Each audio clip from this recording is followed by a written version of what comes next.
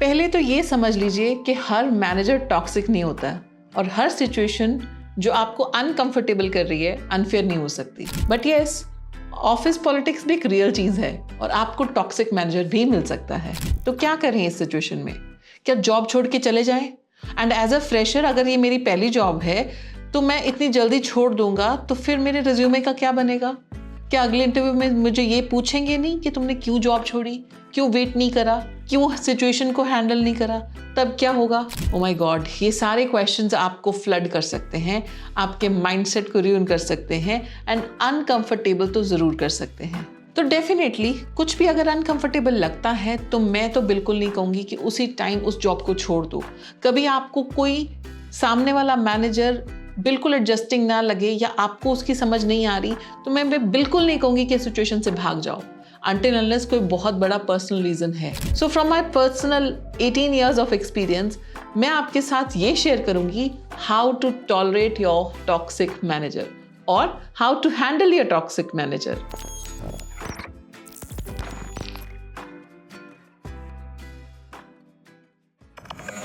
सो toxic हम कैसे जज करते हैं?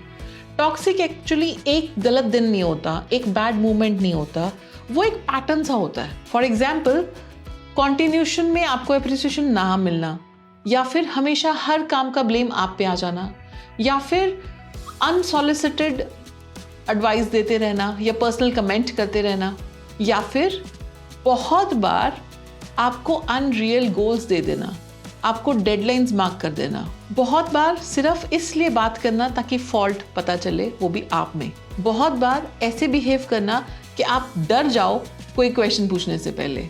सो ये सारे एग्जाम्पल्स अगर एक पैटर्न में हो रहे हैं then you are facing a toxic manager. So जब ये पैटर्न में होता है what do? You start thinking small कि मैं तो बहुत छोटा इंसान हूँ, मेरे को तो समझ में नहीं आ रहा, मैं एडजस्ट नहीं कर सकता और ये जॉब मेरे बस की नहीं है। इतनी ज़्यादा ओवर थिंकिंग कर लेते हैं हम कि अपने आप को ही ब्लेम डालना शुरू कर देते हैं। So actually you start taking initiatives also and as a Gen Z एक फीलिंग आ जाती है that I am not good enough and then the damage starts. This is what the problem is that you start taking everything very personally and it goes to your heart and breaks your confidence. Every sharp tones feel like judgment. Every silence feels like rejection and every correction feels like failure. So difficult manager का जो behavior है उसके अपने किसी experience या pressure या आदत से आ रहा होगा। आपको as a Gen Z fresher ये याद रखना है कि मुझे अपना मनोबल यानी कि confidence नहीं खोना, मुझे इसको हैंडल करना है। आइए जानिए हम कैसे हैंडल कर सकते हैं ऐसे टॉक्सिक मैनेजर को।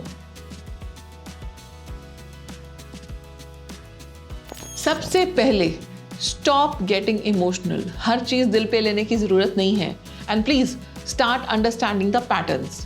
किसी ने कुछ कह दिया तो इमोशनली हिट नहीं हो जाना कि इसने ऐसे कैसे कह दिया, मैं तो बिल्कुल ही गलत हूँ, ये तो मेरे को बार बार बोलता रहता है, इसकी तो खुद की गलती तो समझ नहीं आती है, इसने इतना भी काम नहीं किया जो मुझ पे ये रोब झाड़ता रहता है। ऐसे ऐसे इमोशनल बातें या अपने आप को डिफेंड करने में नहीं चला जा रहा। जब हम डिफेंड होते हैं, अपने आप को ज़्यादा एक्सप्लेन करते हैं, प्रूव करते हैं, बहस करते हैं, जो बिल्कुल फ़ायदा नहीं देता, रादर डैमेज को और बढ़ा देता है। सो बेटर क्या है, आप ऐसी स्थिति में जब आपको लगे सामने वाला एक्चुअली डिफ़िकल्ट है, आप उसके साथ बात करें, जानने की कोशिश करें कि क्या उसको ट्रिगर करता है, क्या आपने कुछ गलत किया है।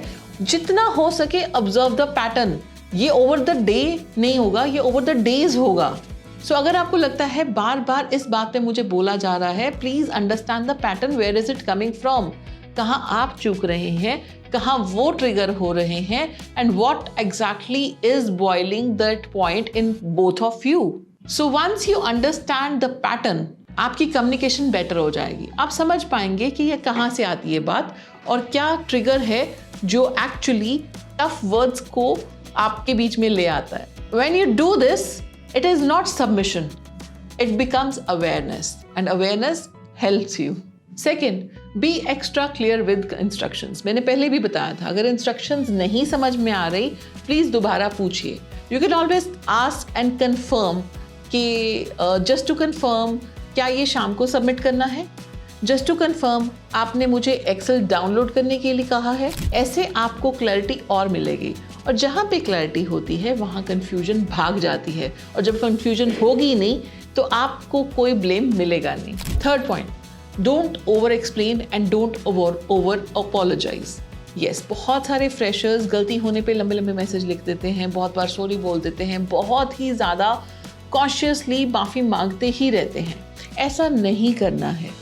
कॉर्पोरेट में अगर आपसे गलती हो भी गई है, you can not leave the respect, but you can understand what has happened, you can understand how it can be solved, and you can definitely work on the gap. Keep communication very simple, very factual. Facts पे बात करें, work का update दें, timeline की बात करें और next step ले लें. That's it. That's all you have to do.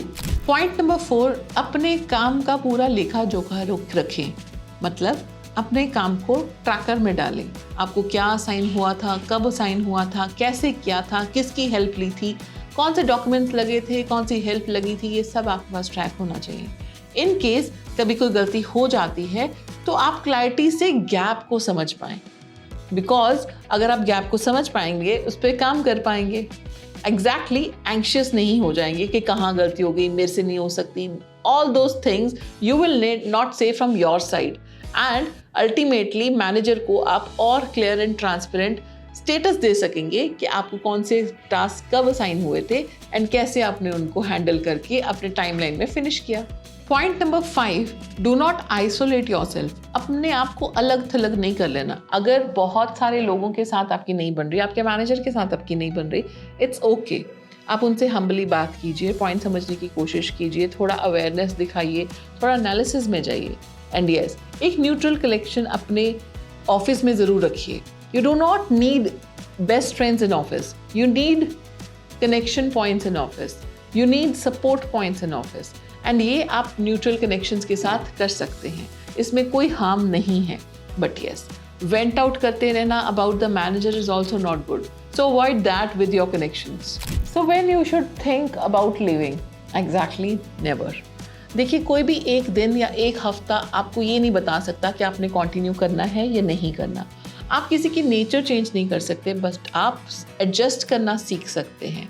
आप हमेशा अपना मैनेजर भी चूज़ नहीं कर सकते कि मैं मैनेजर चूज़ करूँगा और उसके साथ ही रहूँगा। मैनेजर आपको अपने आप मिलेगा, और अगर आपके साथ उसकी नहीं बन रही या वो टॉक्सिक हो रहा है, then also you have to take decisions how to bear it, how to go through it, how to adjust with it. And yes, हमेशा एज अ फ्रेशर पहली बार जब ऐसी टॉक्सिक एनवायरनमेंट मिले या ऐसे टॉक्सिक मैनेजर मिले जो ओवर द टाइम आपको बहुत ज़्यादा स्ट्रेस दे रहा है, बहुत ज़्यादा एंग्शियस रख रहा है, आप बार बार घबरा रहे हैं बात करने में, आप अपनी क्रिएटिविटी को छुपा रहे हैं, अपने एक्सप्रेशन को छुपा रहे हैं, तो ज़रूर मन कर सकता है कि मैं ये छोड़ दूँ। बट येस, पहली बार ये सब शॉकिंग भी लग सकता है, but believe me from my experience आपको ये सब हैंडल करना पड़ेगा, बिकॉज इसके अलावा कहीं भी, not even in office space, कहीं भी सर्वाइवल बहुत मुश्किल हो जाती है। राइट? सो आई होप ये टिप्स एंड ट्रिक्स आपकी हेल्प करेंगे।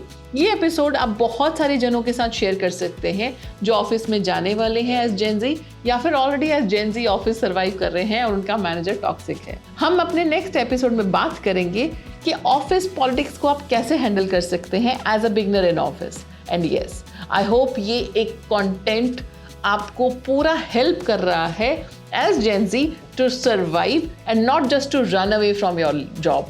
ऐसे और बहुत सारे एपिसोड्स के लिए please click the bell icon. Episode share करना मत भूलें और कमेंट्स में सेक्शन में लिखिए कि आपको एज जेनजी और क्या दिक्कत आ रही है जिस पे आप चाहते हैं कि मैं बात करूं।